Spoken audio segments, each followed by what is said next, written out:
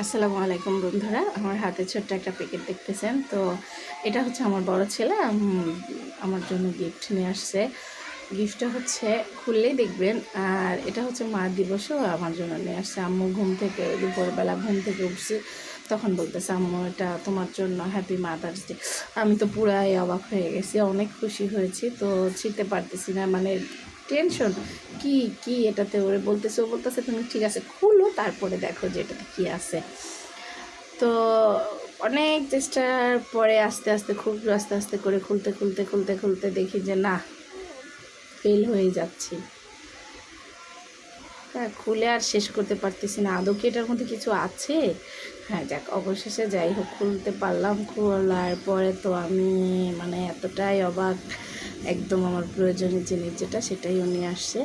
তা হচ্ছে আপনার পার্স ব্যাগ বলে আরও আছে। আমি তো ভাবছি শুধু পার্স ব্যাগ, না না আরও আছে, খুলে দেখো। তারপর খুলে দেখি ওয়াও, এটা কি। পরে বলতেছে তোমার ফেভারিট। আমার ফেভারিট কি, এটা হচ্ছে চুড়ি। এত সুন্দর, কিন্তু দুঃখের বিষয় হচ্ছে চুড়িগুলো আমার হাতে হয়নি। চুড়িগুলো আমার হাতে হয়নি, এক সাইজ বড় লাগবে, একটু ছোট হয়ে গেছে।